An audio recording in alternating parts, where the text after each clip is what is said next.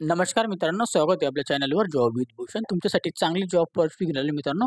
ही जी भरती निघालेली आहे, नवल डॅकॅड मुंबई भरती 2025 कोणीतरी निघालेली आहे मित्रांनो. त्यासाठी अप्रेंटिसशिप पदासाठी इथं व्हॅकन्सी निघालेली आहे. टोटल इथं 286 पदांसाठी व्हॅकन्सी निघालेली. त्यासाठी इथं शैक्षणिक पात्रता असणार आहे 8वी पास, 10वी पास आणि आय-टी-आय पास आणि ट्रेडमध्ये इथं अप्लाय करू शकतो. ओके. तर मी संपूर्ण माहिती तुम्हाला मी या व्हिडिओमध्ये देणार. ते व्हिडिओ शेवटपर्यंत नक्की बघायचा आहे आणि चॅनलला सबस्क्राईब करायचं, बेल आयकॉनला प्रेस करायचं आणि आपलं Telegram channel, WhatsApp group, Insta ID, Facebook आयडीला फॉलो करून ठेवायचं. चला तर मग सुरू करूया व्हिडिओला. आता ही जी व्हॅकन्सी निघालेली आहे, डॉकयार्ड अप्रेंटिसशिप स्कूल्सकडून ती व्हॅकन्सी आहे, नवल डॉकयार्ड मुंबईकडून. ओके. याच्यासाठी एनरोलमेंट जी निघालेली आहे एनरोलमेंट फॉर अप्रेंटिसशिप असणारी ट्रेनिंग.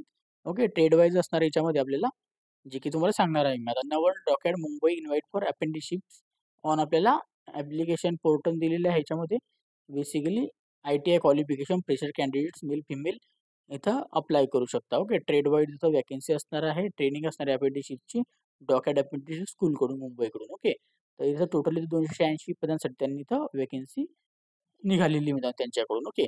आता अप्रेंटिसशिप ट्रेनिंग ट्रेड दिलेली आहे. याच्यामध्ये आपल्याला आय-टी-आय ट्रेडवाल्यांसाठी तर व्हॅकन्सी असणार आहे. ओके. व्हॅकन्सी दिलेल्या आहे टोटल आणि इथं आपल्याला कॅटेगरी वाईज व्हॅकन्सी दिलेली आहे.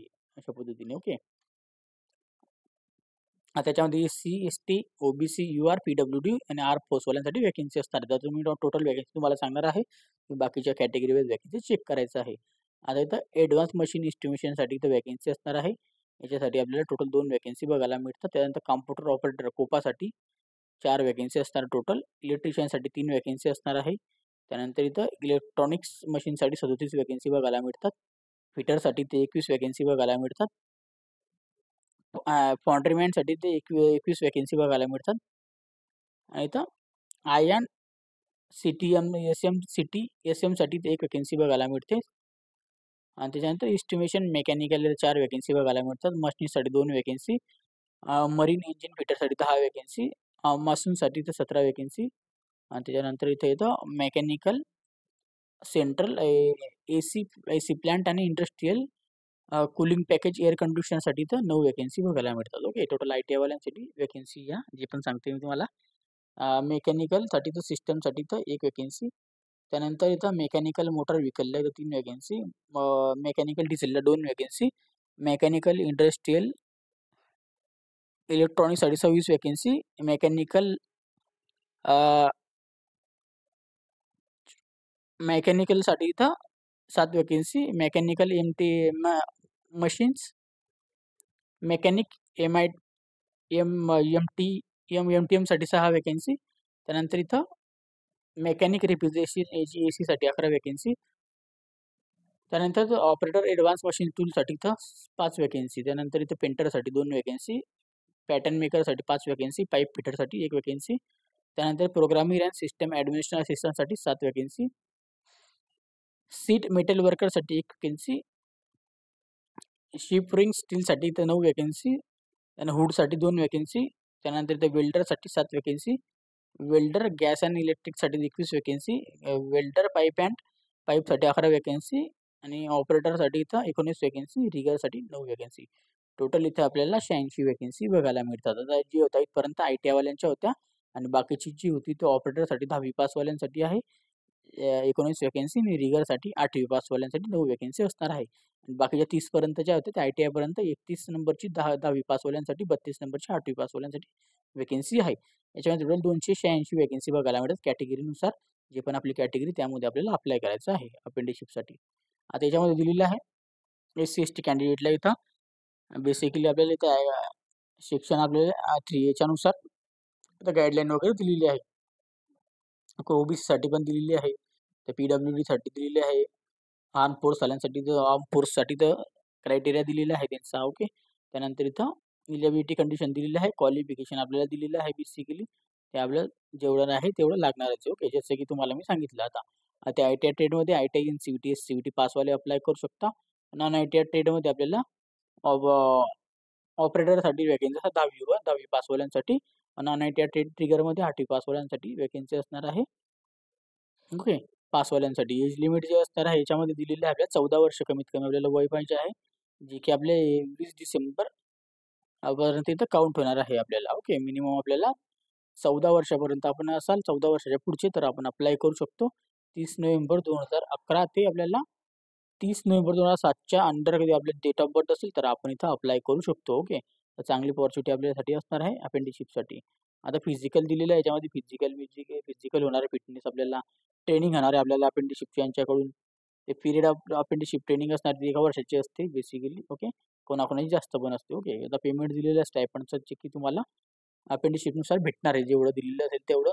सिलेक्शन आता बघा नोटीस दिलेली आहे. त्यानंतर आपल्याला सिलेक्शन दिलेलं आहे. सिलेक्शन जे असणार आहे आपल्याला बेसिकली व्हॅलिड आपल्याला ऑनलाईन ॲप्लिकेशन करायचं आहे. ऑनलाईन क्रायटेरिया आपल्याला मेन्शन करायचं आहे. त्याच्यानंतर आपल्याला क्लोजिंग डेटच्या आपल्याला ॲडव्हर्टाइजमेंट वगैरे वाचून घ्यायची आणि फायनल कॉल लेटर वगैरे आपल्याला मिळणार आहे. बेसिकली आपल्याला त्यांनी इथं सांगण्यात आलेलं आहे, जे पण आपलं पर्सेंटेज वगैरे आहे, त्यानुसार आपल्या याच्यामध्ये आपल्याला सिलेक्टेड आपलं होणार आहे. ओके. त्याच्यानंतर इथं प्रायमरी मेरिट लिस्ट याच्यामध्ये दिलेली आहे. प्रिमरी एक्झाम मेरिट लिस्ट जे लागणार आहे याच्यामध्ये. ओके. बेसिकली त्याच्यानंतर कॅन्डिडेटचं ITIचं जे आहे आपल्याला ट्रेड, त्या ट्रेडनुसार आपलं प्रायमरी मेरिट लिस्ट लावण्यात येणार आहे. 10वी पास ते A to Z आपल्याला जे अल्फाबेटिकलनुसार लागणार आहे. ओके. कॅन्डिडेटला नॉन टेक्निकलसाठी पण 10वी पासवर आपल्याला जे असेल ते लागणार आहे. 10वी 8वी पासवर जे आपलं आहे आणि इथं ITIवर आपलं सिलेक्शन करण्यात येईल. ओके. याच्यामध्ये रायटिंग एक्झामिनेशनचे आपल्याला प्री मेरिटमध्ये लागणार आहे ईमेल ॲड्रेस, मोबाईल नंबर आपल्याला टाकायचा आहे. एकास 20 आपल्याला रेशो असणार आहे. ओके. याच्यामध्ये आपल्याला 200 टॉप कॅन्डिडेट्स पर मेरिट लिस्टमध्ये असणार आहे. ओके. आता याच्यामध्ये आपल्याला रायटिंग एक्झामिनेशन असणार आहे. आपल्याला 100 मार्कांचे दिलेले OMR बेस असणार आहे. Multiple choice question, general science 35 questions, 25-35 मार्कासाठी. मॅथमॅटिक्सचे 35 मार्कांसाठी क्वेश्चन असणार आहे.